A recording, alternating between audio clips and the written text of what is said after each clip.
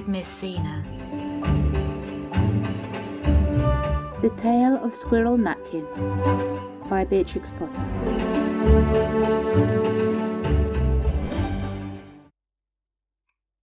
This is a tale about a tail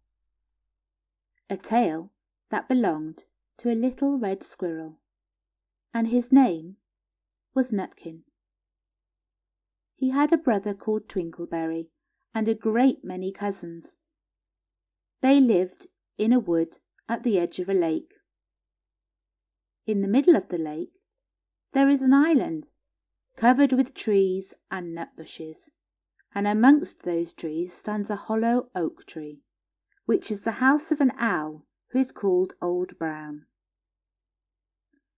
One autumn, when the nuts were ripe and the leaves on the hazel bushes were golden and green, Nutkin and Twinkleberry and all the other little squirrels came out of the wood and down to the edge of the lake.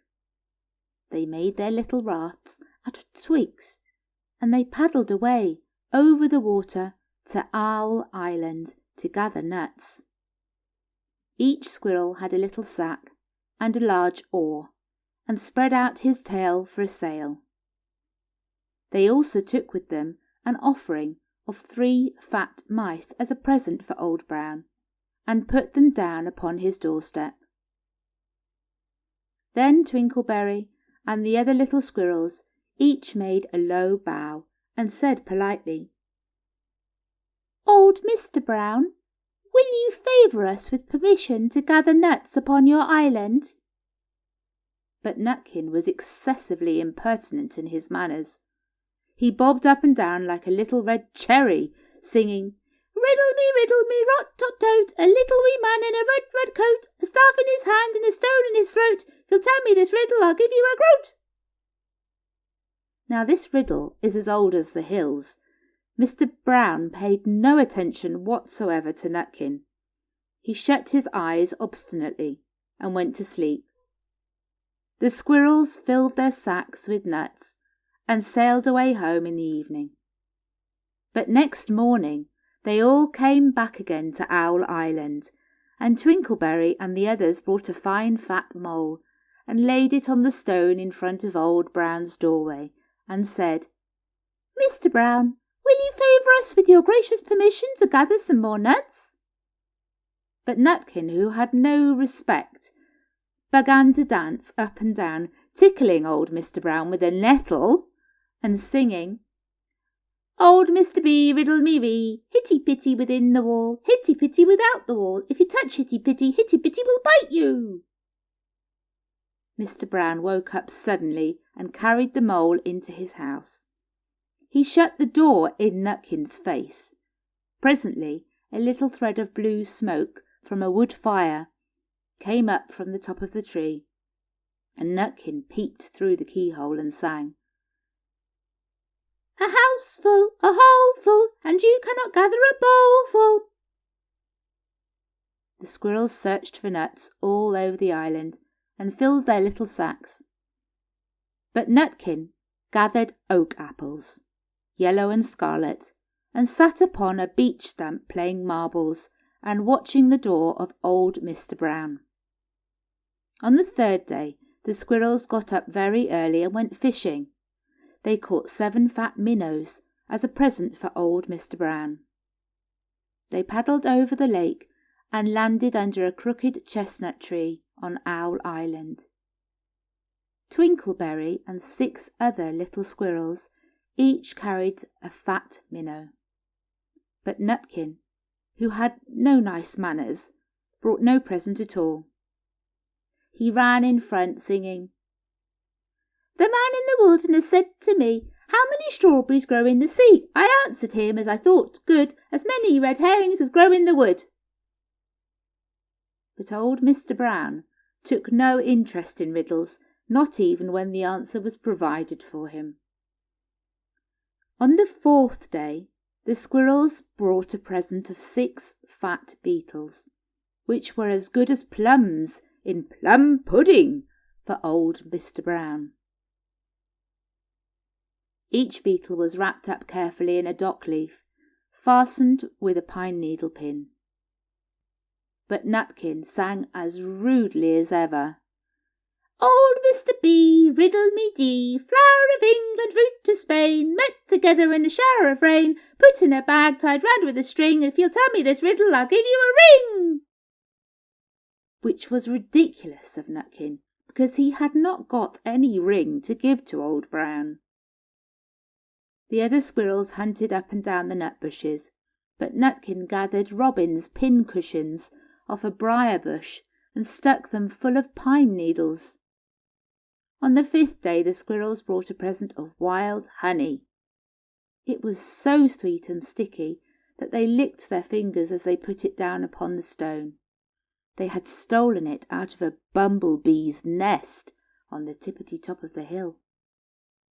But Nutkin skipped up and down singing, Hum-a-bum, buzz, buzz, hum-a-bum, buzz.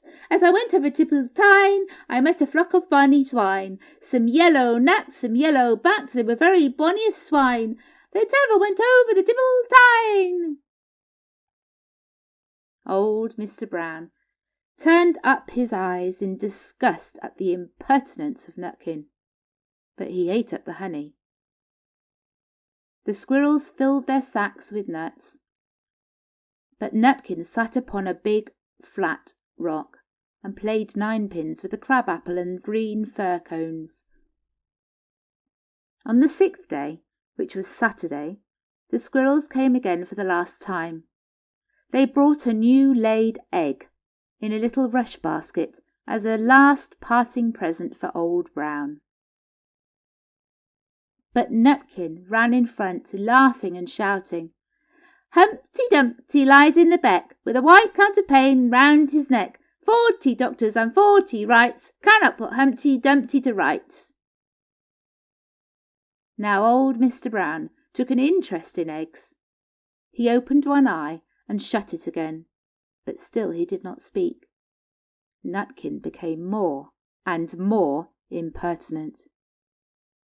Old Mr. B, hickamore, hackamore on the king's kitchen door. All the king's horses and all the king's men couldn't drive hickamore, hackamore off the king's kitchen door. Nutkin danced up and down like a sunbeam, but still Old Brown said nothing at all. Nutkin began again. Arthur O'Bower has broken his band. He comes roaring up the land. King of Scots with all his power cannot turn Arthur of the Bower. Nutkin made a whirring noise of sound like the wind and took a running jump right onto the head of Old Brown. Then, all at once, there was a flutterment and a scufflement and a loud squeak. The other squirrels scuttered away into the bushes. When they came back very cautiously, peeping round the tree, there was Old Brown sitting on his doorstep, quite still, with his eyes closed, as if nothing had happened. But Nutkin was in his waistcoat pocket. This looks like the end of the story, but it isn't. Old Brown carried Nutkin into his house and held him up by the tail, intending to skin him. But Nutkin pulled so very hard that his tail broke in two, and he dashed up the staircase and escaped out of the attic window. And to this day, if you meet Nutkin up a tree and ask him a riddle, he will throw sticks at you and stamp his feet and scold and shout, Cook, cook, cook, cook, cook. The end.